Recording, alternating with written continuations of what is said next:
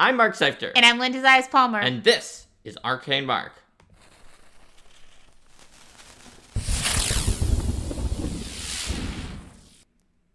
Hello, everybody. Welcome to Arcane Mark. Today we're going to be talking about sharing the spotlight. That's right. So we've talked about in the past about GMs and how you want to sort of put the spotlight on many different players by possibly, like picking plot lines that are associated with that player's character or drawing in some other players who might be more reticent. Mm-hmm. But player tools sharing the spotlight is a different topic. If you're a player, then you probably already knew before this episode, or else you were like, why is it called sharing the spotlight? That sounds like a thing on plays. You probably knew that spotlight and its division was a thing, and that as a player, you kind of you're not supposed to want to have all the spotlight. You want to kind of share it with other people who are in the group since it's a collaborative activity. But just knowing that doesn't mean that you always can, especially if you're a player who's not the GM, because the GM has most of the tools that can kind of forcibly, although soft touch is usually better, share the spotlight among players. So when you're a player, it can be a little bit trickier, especially if you're in a situation where maybe the GM hasn't seen our episodes on things like that. They don't necessarily have any malice, but they just aren't making the choices that would be conducive towards sharing the spotlight. Mm-hmm. So we can talk about some situations that we've experienced in our groups, as well as some hypothetical situations and how you might address those. And Zia Latalesia says, what if the players completely derail the game by forgetting there is a GM? Completely. That's an interesting possibility. Are you talking about, like, if the players... They just start doing their own thing and are ignoring the GM, and somehow they take the GM out of the spotlight. That's not usually how it happens, but it can be possible that the players just start going off the rails. It depends on what game system you're playing as well. There are certain systems where that might be easier or harder to do. Yeah, I guess in that case, you'd be like, players would be role-playing amongst themselves for a long period of time, or, I would tend to think of derailing in that sense more as being distracted by other things that are in the environment. So, like, I just saw this notification on my phone, there's this piece of news or something like that, right, rather than something that's involved directly with the game in the way that sharing the spotlight is. Right. So let's start with situations where that I think are the most common, where you need to use spotlight sharing tools, which are ones where, whether through intention or accident, the GM is putting too much or too little spotlight on your character. Let's start with too much. And by too much, it may not be too much for you. You might be like, oh yeah, I like this spotlight, but you might realize that your character has really been in the spotlight. So a classic example might be, for example, that you are you're playing the party's face character, and there is like a social encounter, and you realize, like, oh gosh, I've been talking a lot, and part of sharing the spotlight is kind of observing the way that the other players are reacting, right? You're like, I've been talking a lot lately. Other people might seem a little bit checked out, or it might just have been a while. What kinds of techniques can you do to make sure that you're sharing that spotlight? The other possibility is that just there's an arc that is obviously about your character, and there wasn't much you could do to avoid the fact that your character was going to somewhat more be in the spotlight. I mean, examples of that from early Critical Role, I guess, and Legend of Vox Machina is that Percy the Gunslinger has a major arc that's like entirely about his family. Now, they're obviously skilled at what they're doing, so they avoid having him take up all of the spotlight, but a less skilled GM might have wound up making it so it was just all about him, and he was having almost all of the spotlight during that time. That can happen during the game naturally, even if the GM is following some tips from our channel about, like, making player-tailored narratives. So, and with that, it's important to point out, too, that...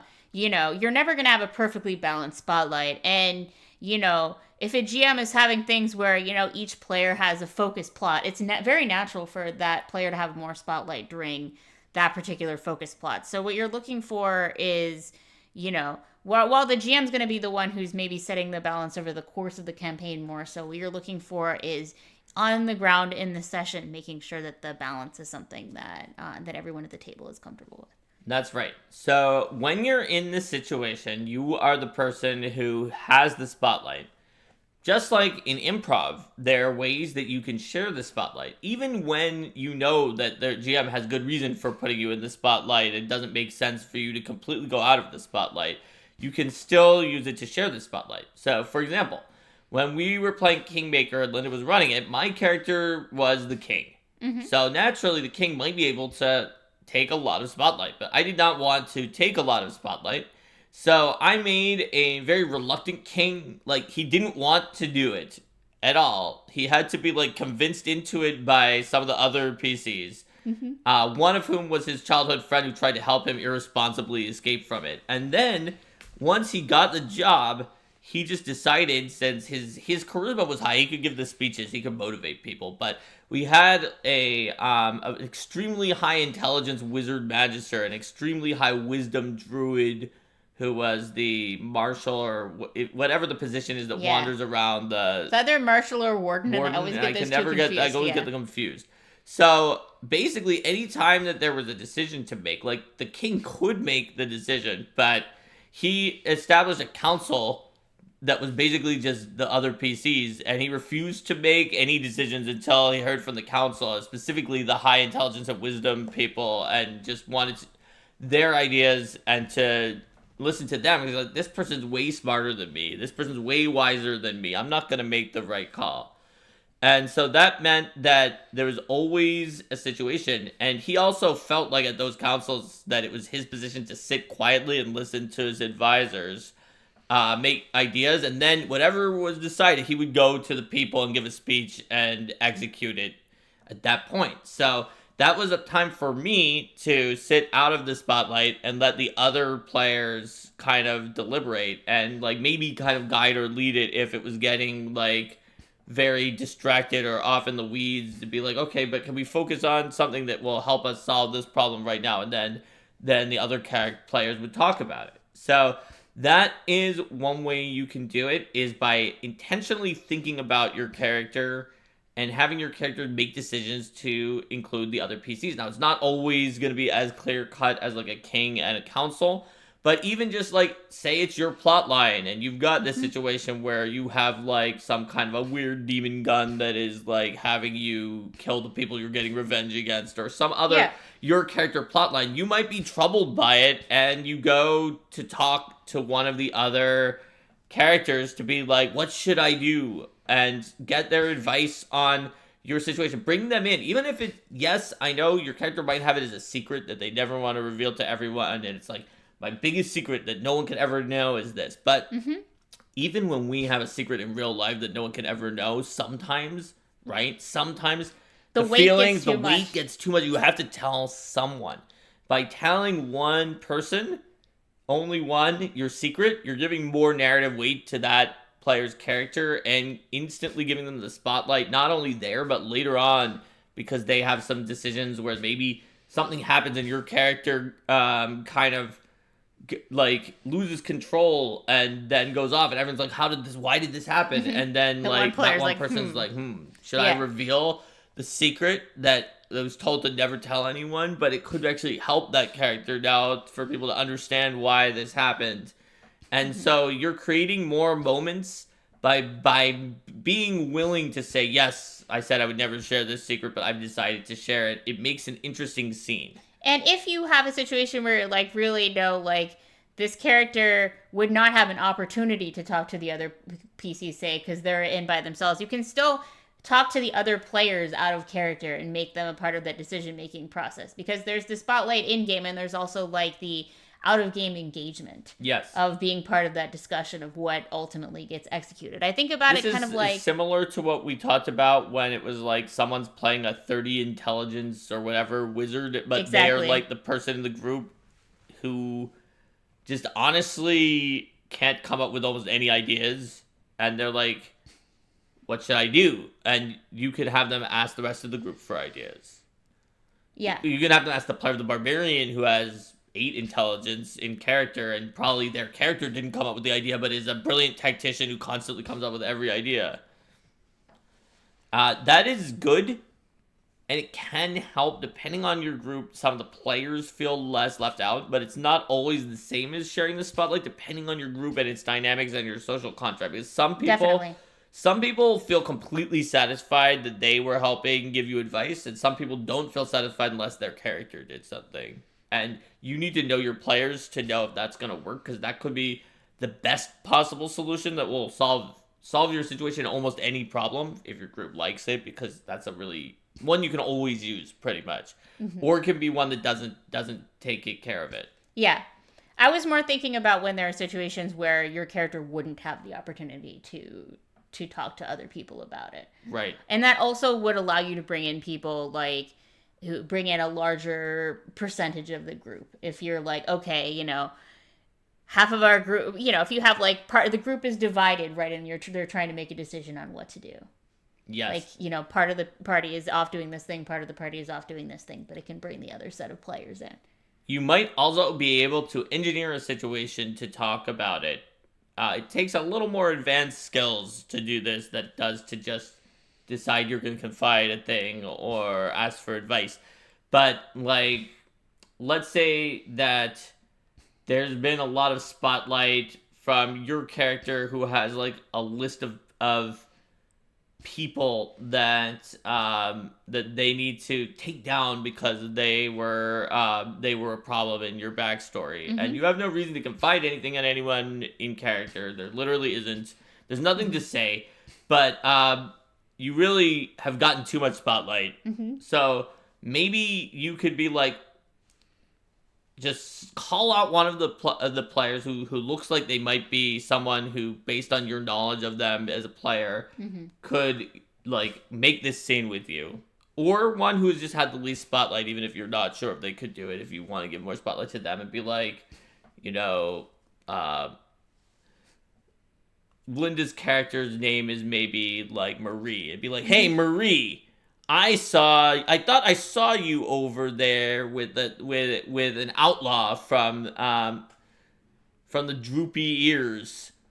Is that true? And then Marie could just be like, no, because you didn't actually. Or Linda can decide that she did meet with someone from the Droopy Ears bandit gang, and try to explain why, or just be like, no, I was just talking to someone in the street. Why are you saying that? And you could just sort of engineer a situation where, like, you created a confrontation that then brings in Linda and her character, even if, whether or not Linda decides she was talking to someone from that, or she'd be like, I don't think so. I don't know who that was. And the GM, it gives multiple people a way to do something. The GM could be like, yes, actually, you know, Mark's character was right. That was someone from the Droopy Ears that you just didn't notice that's who it was. And so there's multiple possible ways that it can become plot relevant. Even if it doesn't, it's still a beat. It's still a scene for the misunderstanding of my character that Linda's character. You could also have your character maybe like be somewhat careless and leave something around that could look odd. Like, you know, maybe your character, you decide that because your character is suspicious about these things, your character has been sneaking out at odd hours. And so, like, then you let the GM know, hey, my character is going to sneak out tonight. And then you can have it so that the other players can roll a check to notice, like, that your character's been sneaking out. And then they might be like, hey, why is this person always sneaking out? And then decide to do something about it. Or, like, you might, like, have you're not going to have them, like, leave out a list of names, because that would be, like, too on the nose, right? But maybe they leave something out that looks odd, or they are, like, muttering in their sleep about something, or doing some other thing that would allow the other players to catch on that there's something weird and engage about it, and then give you the in to start. Even if your character definitely wouldn't talk to someone, like, let's say it's not just that you think, oh, I'm just playing my character, but it's like, I have, like, a guess and I cannot speak of it. Yes. You could still, depending on your group social contract, make sure this isn't something that will make your GM be like, how dare you? You could still, like, at some point, like, your character is just feeling bad about it, and then you just, like, kind of turn to one of the players, even though you're a player, and be like, hey, Can you roll a sense motive check on me? And then the GM may be like, how dare you? Only I call for sense motive checks, but they probably won't. And then if they succeed, you could be like, you could tell that my character is obviously distressed. Yeah. That's So one that trick way that you our don't group have to uses go as a on. part of our social contract is like is creating opportunities for people to roll checks against each other to notice when someone might be hiding something or when someone's like really distracted or something else. Mm-hmm. And then if they're like, hey, you seem distressed, and then you're yes, so you can't say that. No, I definitely am not. And then it could be an interesting scene. Yes. Where they get into the spotlight, even though maybe you didn't reveal it because you were gist, but then it leads to another plot line or thing for them of like, what's going on with Mark's character? He seems like a weirdo right now. This is not how he normally acts. And it brings that person in. So when you have the spotlight, there are numerous tools such as this. They're all kind of variations on a theme to bring in somebody else's character. So you can either just confide in them, you can like pretend they're involved in some way or try to get them to be involved and see if the GM is on board with that. You can see if you can call for a check that their character becomes involved. There's ways like that too. You can also consider solutions that that would be cool, but that your character is mechanically bad at. So, like, you know, say that you are in a plot line and there's been like a lot of social solutions, but you know, there's another player in your group who's really good at like sneaking into places, and then you could have your character like come up with a reason why your character would pitch more of a sneaky solution or more of some other solution that another character would be good at. It's like, yeah, you know, if we keep talking to people, they're going to start recognizing my face. Hey, you know, this person, what do you think about a sneakier approach? Mm-hmm. So you can solicit help or advice or use any of these techniques. Those generally something in that toolkit will be able to help you, but not always. Like we said, in a lot of cases, this requires the other player or the GM, at least one of them, to kind of bite in on it and come along. If the other player is naturally shy, they might like not. It's possible they don't want the spotlight. There are some players who don't. They just kind of are okay being in the back, and maybe the GM will find something that's the perfect fit for them that they enjoy, but otherwise they want to stay out of the spotlight sometimes, and that's okay. Just because this episode's about sharing the spotlight doesn't mean you have to push it onto someone who doesn't want it. Yes, and you don't want to do that. So that's one's slightly easier than the other more common situation where you need player tools about the spotlight, which is you are just not getting the spotlight. Now, this is not just like you're a diva and you're getting a lot of the spotlight, but you want more of the spotlight. This is just like, for some reason, even though you'd like to have some spotlight, you're just not getting it. Now, like, in some of these cases, we talked about, like, the GM may have just, like, you know, had natural reasons for this. But it's possible that in the GM giving you too much spotlight, they just like you and want to give you more spotlight. And it's the one where they're just not giving you spotlight, they just don't like you and are trying to give you less spotlight. Or it's they're more weird to play with groups where people like have those kind of concerns, but it happens more often than you think. I think it's also like it's probably less likely to be because of a personality or like it totally is. That's why we didn't even mention it at all before. More likely what you're going to have is something where, for example, the GM is more experienced with producing or creating, or more interested in producing or creating encounters or situations of a certain type, and that doesn't necessarily mesh as well with what your character is doing. Like, you know, maybe... Or just the storyline has moved to a place where that's where not... your character is not doing so, the like, thing. if your character is, like, a, you know, a sort of sneaky, roguish character who prefers solutions that are maybe less than upfront, and, you know, you're... Or a character who prefers, like, social situations, and you're doing, like, a dungeon grind, and you haven't had a chance to do those sorts of things in a while. Like we said in the other section, it's vastly more likely that it just comes up over the course of the game by reason. But I did realize when we did the last section, we didn't talk about the fact it could be possible there's a personality conflict that is somewhat influencing it. Even then, using these techniques can sometimes help you. Obviously, if there is a personality conflict, you should try to talk it out with the other players and GM, and possibly consider getting a different group instead of running with people that don't like each other. So first of all, you know, if you feel like your character hasn't really been having opportunities to shine, like, talking about it is a good place to start. Letting the GM know, like, hey, I've noticed that we've been doing a lot of these types of encounters lately. And mentioning the kinds of things that you would, I really liked when you did this particular scene in this past part.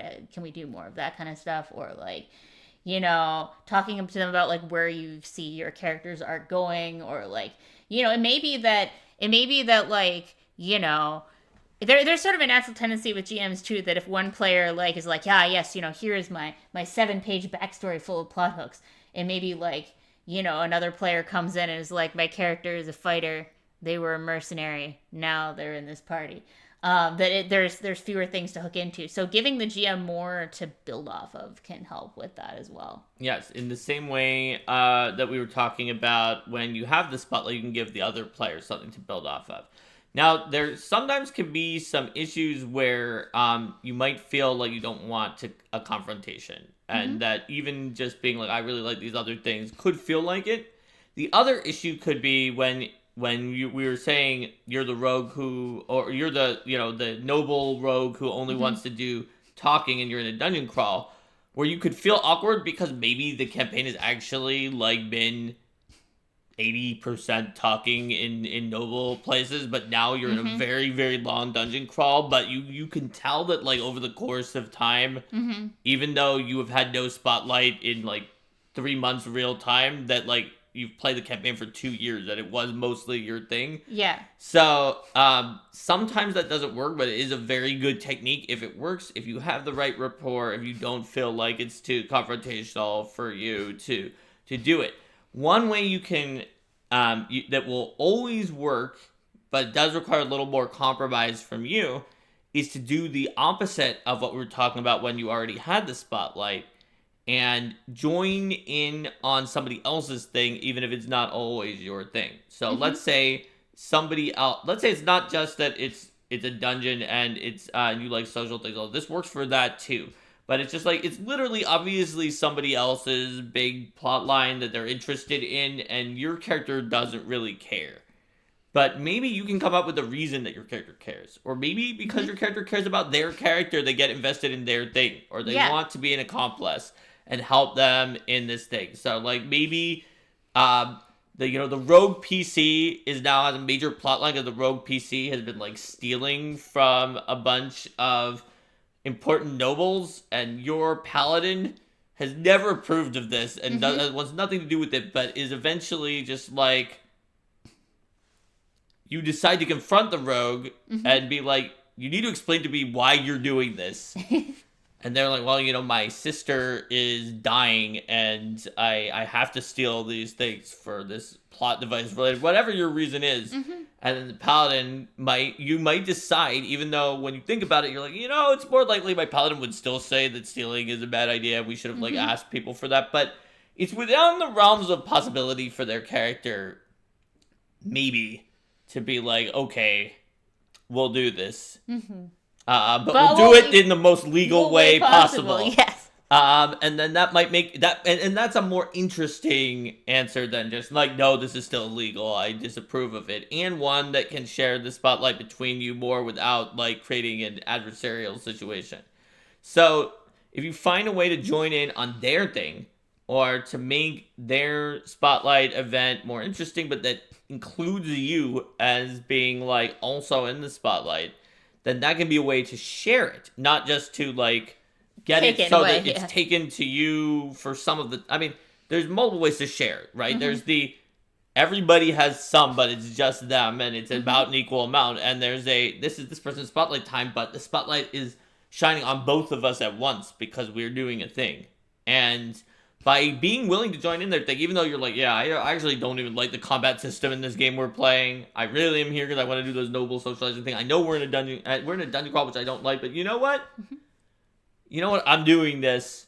Be like, my noble patron is obsessed with mold, and I don't know why he likes mold so much. He seems to want to grow poisons with it. It's very frustrating to me, but I'm looking for mold. Like, Druid, can you, like, help me see if there's any mold in this dungeon? I'm gonna actually pay. I know you know that I always, like, sniffing my nose, at all the dungeons we come into, but I'm gonna have to pay more attention now, and I could use your help or something like that. And like you can come up with a reason why it's not just suddenly like, well, I guess I need to be in the spotlight and I want to be collaborative, so I suddenly don't hate dungeons. And be like, no, I still hate them in character, but I have to do this. Yeah, it's different. You can also have your character in the same way that out of character assisting with like organization and bookkeeping for the GM can really invest you in the game and have you know what the details are. You can also have your character volunteer for some in-character sort of thing. So maybe in character, your character is like making a list of the people that you need to interview or things like that. And then they're like, you know, so you may not be the face character who's likely to talk to everyone, but maybe your character's detail oriented and they're like saying, okay, so we need to talk to this noble and like, what do you think about this solution for this particular problem? That's right. So there's sort of, if you think of it, if you sort of graph it in 2 dimensions on problems with Spotlight, there's sort of the 2 dimensions, one of which was you and the Spotlight, which was like maybe too much for a fair share, maybe too little for a fair share. Then the other dimension is somebody else on the Spotlight. Yeah. Right?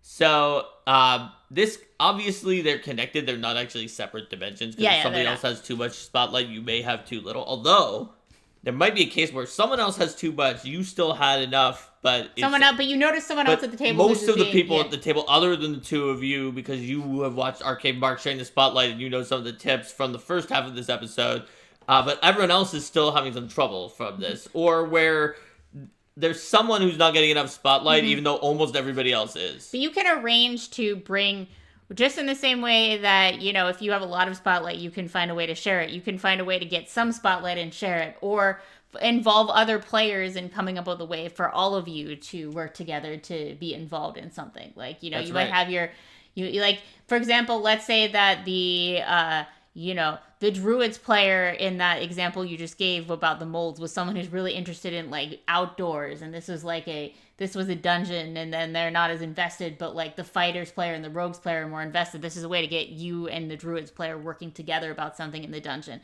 And when you create those sorts of things where you're like, oh, you know, help me look for mold in the dungeon, then that's a giant sign to the GM. Hey, GM, I'm interested in dungeon mold. The blinking light sign. Or at least not interested, but they sighingly needs to collect. Or, you know, I as a player would like to see something with dungeon mold, please. So, you know, that the GM is presumably going to at least put some mold in the dungeon, and maybe they'll change out one of the creatures in the dungeon for a mold monster, and then you and the druid can roleplay out being like, you could be like, mold, and then the druid could roll their nature check and be like, here's what I know about this kind of mold. So in the best case, a situation where somebody else doesn't have enough Spotlight or someone else has too much Spotlight can be solved with some of the same techniques that we've already discussed. But not always. If there's someone else who has too much Spotlight and they just want to have it, like they're not going to cede it so easily. Or the GM is just like, no, I want to keep it on this other person. I have my reasons. There are some other techniques you could use, and Linda sort of got into it somewhat there. It's almost exactly the same technique she just said, except assume the GM ignores it. It's like, no, I'm never going to put mold in the dungeon. I'm not going to do it. It doesn't matter. You can still talk to the druid player about mold on the side while the GM is spending, like, an hour with the fighter player discussing like the nuances of like the armory that you just raided and what kind of weapons there are, and arguing with the fighter's player about whether the katana that the fighter has is sharper than the arming sword that was found in the thing, or whatever is going on. Based on actual historical accounts of weapons versus the way that things have been typically portrayed in fantasy. And whatever is happening that they refuse to involve anybody else in, you could just roleplay with the druid about the mold and just make something up, even if the GM never allows it to actually matter. Just try to get them in with a side conversation. That's something you could do when somebody else has a lot of Spotlight and you're trying to bring Spotlight to someone. That's a pretty classical way to handle, like, you know, lengthy rules dispute as well, or just something else is going on where you notice that like you're feeling kind of bored and another player's feeling kind of bored because, you know, something has been taking forever. That's right. And so that is generally the additional technique that can help you in that situation where it's not about bringing yourself into something that already is there because maybe you can't penetrate it. It's not about you having the spotlight, but there's multiple players. Engage the other players. Get them involved. This could be about, like, talking about different strategies for how you might solve something in the future, too. So, like, let's say that, because, the fact that the GM is talking to the player about the armory for an hour probably indicates that the fighter's player is spending a while in the armory, checking everything out. So what are your characters doing in the meantime, and how might that... Maybe that's when you pull the other player's character over and tell them your secret thing that you couldn't come up with a good time to do that, and get them in on one of your plot lines so that you're poised for later to have them be involved when you get the spotlight and the fighter is no longer talking about the armory for an hour. Yeah, or even if it's not like advice on a secret thing, it might be like, talking about how your characters are experiencing things that have happened recently, what they think's going to happen next, what they think, might be a good plan for how to approach something in the future. Or like, it could even be like talking about their character's family, or like asking for advice on a personal problem. Asking the druid how their spells are doing. Like, are you low? Do you think we should keep going? How much more can you get through? Or asking about like things that the druid has shared about with you. So if like the druid has been talking about like, the druid's player has a long-term goal that's related to like, convincing, like building a wildlife sanctuary or whatever to help, or like fighting against certain forces, be asking like, how is something they've been doing on site, ask them how that's going. Ask the druid how the weather is going to be tomorrow. They're the one with control. They're the one with control weather. They're the only one in the world who knows. Yes.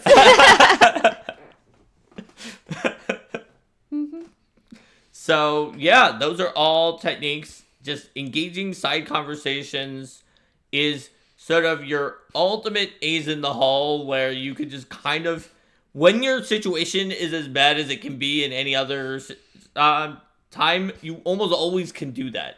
You'd have to have like a periodically tyrannical GM to be like, no, you can't talk about anything else. You cannot talk in character about things that your characters will be talking about during this army sword thing. Even though your characters are there and should be able to do something, you must all listen, because I think the army sword is stronger. Katana's okay, yes, they folded it many times. It's because they had low quality steel back then. And it's not a superior weapon, everyone. And the fighter's like, what, are you kidding? It's the greatest weapon of all time, and my katana will prove it. Yes. If you don't have, like, the periodically, like, villainous GM who is, like, forcing you to sit and listen to their argument, it's an ace in the hole that you can use pretty much no matter what. Yeah, I mean, I could see, for example, if the GM's like, I can't concentrate while there's another conversation going on. I can't concentrate. You're distracting me from my argument about katanas and arming swords. Well, there is something to be said for, like, some folks, if there are two conversations. I know I'm someone, like, if there's another conversation going on, absolutely shot, I cannot focus. But you could still, like, for example, step away to a different corner of the room for that conversation, or a different room or something like that, so that you What if you don't have another room because you're, like, renting out a space in a particular place and you only have that one room? Yeah, well, usually you can, like, go off to... Oh, okay. And it's small. Okay, so, like, if you're, like, in a convention room, and you can't necessarily... Well, if you're in a convention room, there's enough background noise that it's going to be disguised anyway, and if you're, like, in a game store, like, you can still slightly step away from the table. Mm-hmm. To create Although, like, if you have to, and you have that GM who's just like, we can't have two conversations going on at the same time... You can be like, okay, then stop talking about the arming sword and the katana and get back to the game. Although that's kind of like not the most polite way to respond to it. But if you literally are in something that's escalated to that point, you may want to have a conversation about it. One trick of use in the past too is like having people up like on a messenger app, a messenger app, like kind of talking to each other during the game to figure out like what their character is talking about. While the others are talking out loud. So that can work as well if like your character is really like, I only want to tell the secret to this one person or whatever, then you can do that in that way. That's true. There's a lot of funny things you can do with that. I once ran a one-shot where basically we were just only talking on the chat because everybody had a secret plan where they were going to bait out like the antagonist to come one of the antagonists to come to the place, but unfortunately the same secret location they all tried to bait out antagonists to go to, they all just went to.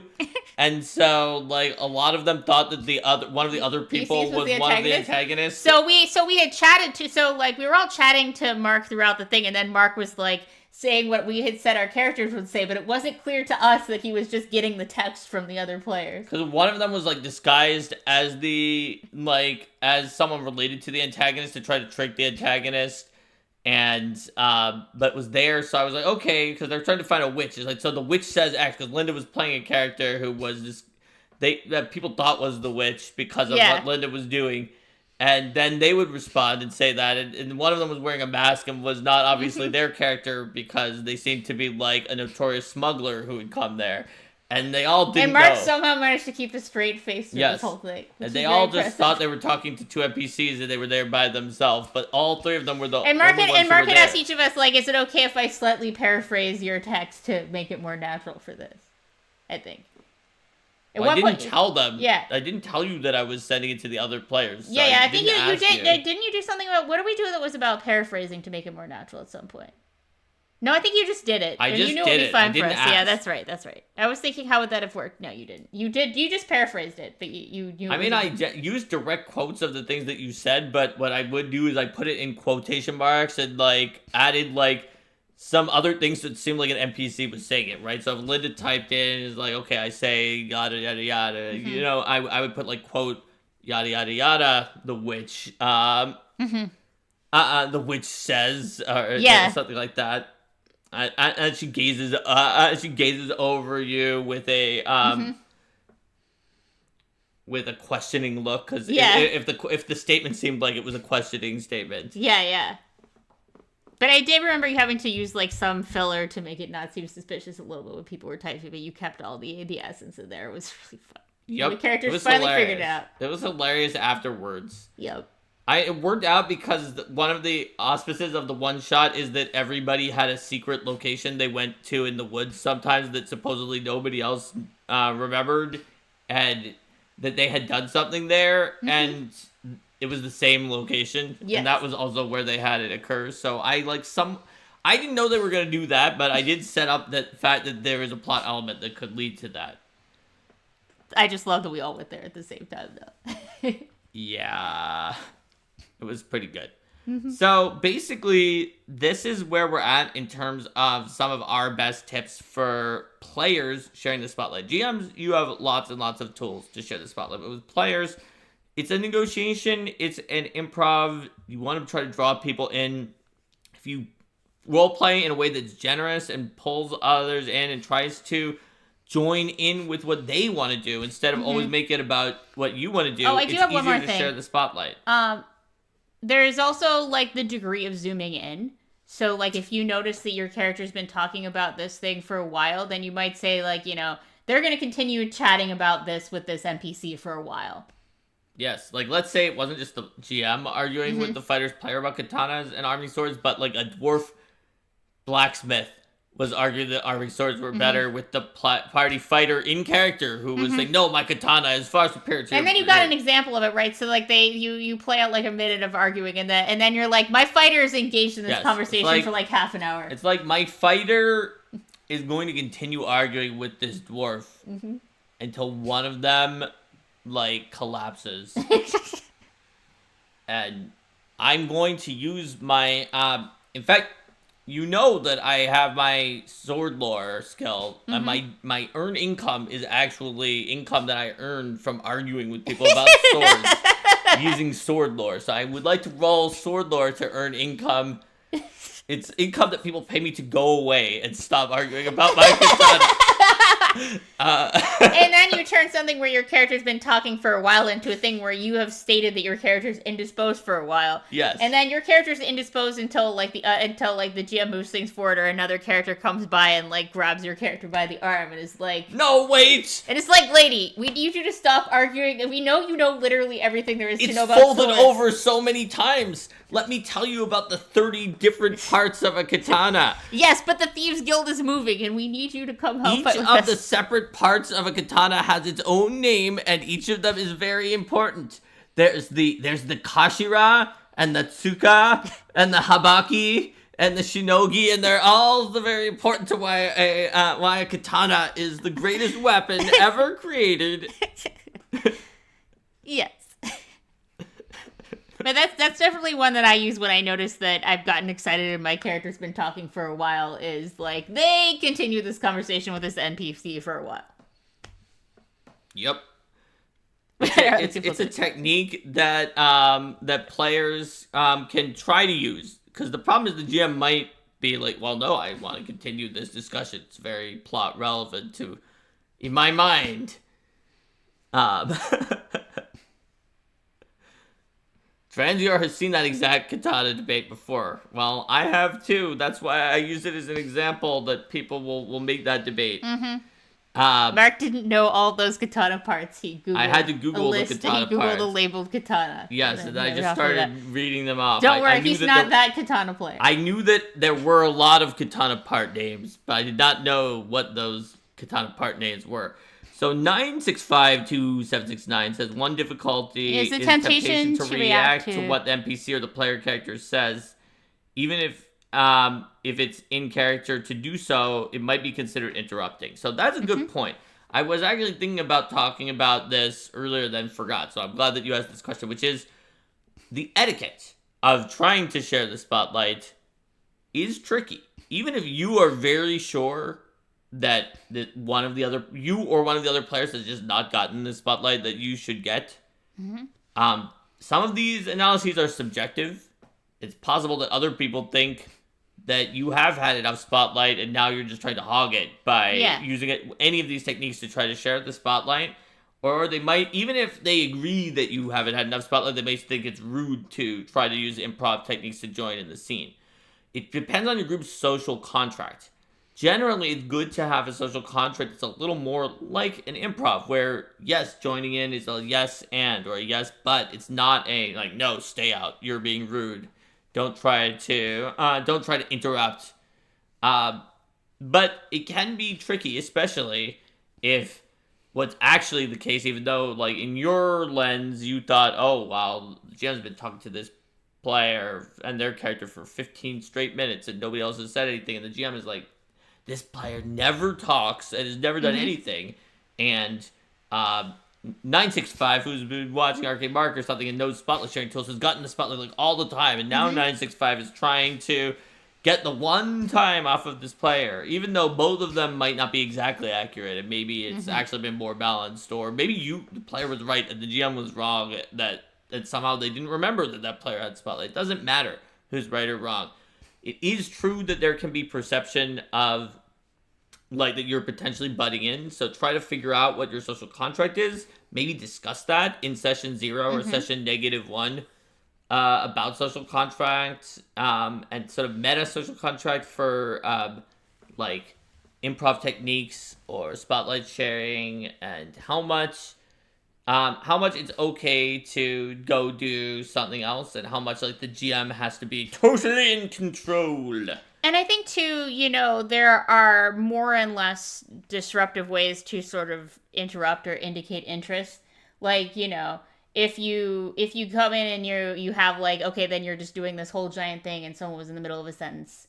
And that's not, like, the way that your group does things. Like, obviously, you see the way that Mark and I talk, we just kind of notice some place where we say and then something. Interrupt them at that point. Yes, exactly. But that's because, like, we're cool with that. Yeah, we know how it works. And we don't just do that with our whole group. There's a sliding scale of disruption.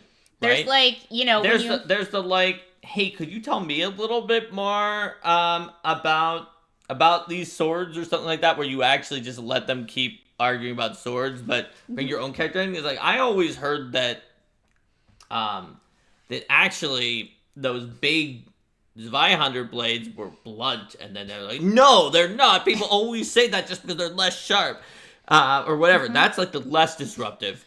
But then on the most disruptive side, I think, is where it's like, okay, whatever. My wizard casts fireball on the blacksmith and blows them up and kills them. Yeah. This is over. Where you just declare attacking for no reason in a place where you shouldn't be attacking, which is, like, not just a straw man argument. It's something that has been known to happen, and that you don't I've not seen in my own home groups, but I've heard from people who have. So there is a sliding scale of how disruptive you can be. Or like you have these thief characters like trying to steal from the blacksmith at the same time and then completely derail it in that way. But I find another one that's more subtle is describing your character's reaction to a particular situation. Or like, expressing with your own body language what your character is doing. Yep, you can be like, and that's another less disruptive one. Like, not again with these katanas. And then be like, my character yawns and literally goes onto the floor, lies down, and starts loudly snoring. Yeah. I mean, obviously, like you would have to be careful with that if the player would feel bad from that. But if the character has a shtick about being like the katana person who's constantly doing this, then like presumably the player is gonna be like, okay, yeah, I know my character is being my katana lore, where I earn income by bothering people about katanas until they pay me to leave. Yes, like if someone literally had that as their thing, then you could definitely have people ham up being like, Also, it'd just be weird when you get to high level, and if you can get like a high level earned income on that, It's like, how are you doing this? Well, what you do is the GM does have to give you a task of the right level. Yeah. But... Now I'm imagining you being like you are influential enough that like nobles in high society people want to earn your favor, but they recognize that the risk of doing that is that you will natter on about swords until like they buy you a new sword or like do some other thing, and that's how you get your money. Mm-hmm. And Zia La Telesia talks about GMs who just narrate everything and have their catchphrase as "Don't bother rolling, you can't make it," because they're just telling their own story and they don't want to let people choose. That can be an issue. That is definitely something that is difficult for a player to deal with. Is when the GM is on that side of controlling that they maybe should have just written a novel instead of run a campaign. It is a little bit of a different topic than sharing the spotlight, but sometimes spotlight sharing tips could help in that situation. Usually you'll find that it just doesn't, and you need to have a discussion with the other players and maybe like split the group if people's expectations are not being met and the GM can't be flexible on that. Had the same type of GM that usually let us roll and then say we failed. I mean, I think that sometimes it's appropriate to do that. But like if you're trying to be like yes we're level 1 and we're trying to convince the king to give us half of the national budget or whatever. But like if it's something that's reasonable, I think it's important for the GM to give the players a good sense of how difficult it would be to succeed at that task. And if you're thinking like, okay, the expectations are calibrated very differently, try to find something to suggest that would be in that direction, but maybe not quite so difficult. So like maybe they want to scale the wall, but like the wall where they are right now is very is very smooth. But you might give them an opportunity to look around for a place where the wall is more worn, or to like get tool or suggest some tools that might be able to assist them with their thing, or like you don't really have inroads with this particular organization yet, but somebody give me a society check. Well, you've heard about this person who might be able to help you. Yes, like there's a sliding scale of this where sometimes you'll just be like, yes, you introduce a plot device that's like, this is the adamantine vault of the ages. It stores evil gods in there because it is unbreakable by any means, including the gods. And then one of the players is like, well, I'm trained in athletics. I'm going to roll to break it open. Natural 20, I broke it open. And then you're like, no, it's the adamantine vault of the gods. It cannot be broken by normal means. You did not break it when you rolled a natural 20. So, like, I have some sympathy towards the fact that it is possible for a player to try to demand a roll on something that they shouldn't be able to do, but on the other hand, there's definitely situations where GMs way overuse that on something that they probably should be able to do just because they don't want their railroad to be disrupted by something that should be possible, but that would change the plot line enough that they're not ready for it. And in which case, they should watch some of our GM Tools episodes on dealing with unexpected things, like how Linda talked about when we were playing a Pathfinder Society scenario where you have to run it with what's in the scenario, and wound up getting to the final encounter first and going backwards due to the fact that they asked us to find an NPC that the scrying person in the party had met before, and we had an item from them, and we knew where the location was and could scry and teleport to. Yes. Made it actually way harder for us. It was one of my favorite Pathfinder Society sessions, but then you had to deal with it being an escort mission when it hadn't been originally planned. Because one of the fights was just like 32 ridiculously easy monsters that would have done nothing to any of us, but that were dangerous to the people we were escorting back because we found them and had to go backwards through all the encounters. It was very interesting. Let's see. People are talking. Rigo's talking about sword punditry as like weird pundits in a fantasy setting. Absolutely. So, that's why it's the katana person who makes their katana lore. Another thing with interruption that we'll sometimes see is posting through a different medium. Like, for example, if your group has a text chat, like our home group, for example, we run via Discord and we have an accompanying text chat. Mentioning what your character is doing in the text chat, and then people can see, oh, that character is looking for an opportunity to move in, even though they didn't like audibly say something. Yes, that can kind of help. It can be that is a strong spotlight sharing tool, not only in your tabletop RPG game, but also if you have like a large company meeting chat that's on like Zoom or Discord or something, or whatever your company uses for that, and you have a few people who just will not stop taking the spotlight, you can put it into the text chat, your comments, and it's very helpful. Yes. That's a life hack. That will help you all sorts of ways. All right, does anyone else have any questions? I'm glad you asked that question, 965, because it reminded me that I did want to talk about the etiquette of attempting to share the spotlight in that perspective. This is definitely a more advanced topic. That's why I even described it as being like advanced tips on sharing the spotlight, because it's for players, whereas GMs need some basic tips and advanced tips, because all the basic stuff pretty much can only be done by the GM. Yeah. You have to be a little bit more advanced and skillful if you're going to be able to do it as a player, because, like, deciding where the spotlight goes is not the player's role. So you kind of have to finesse it. You can't just directly move the spotlight.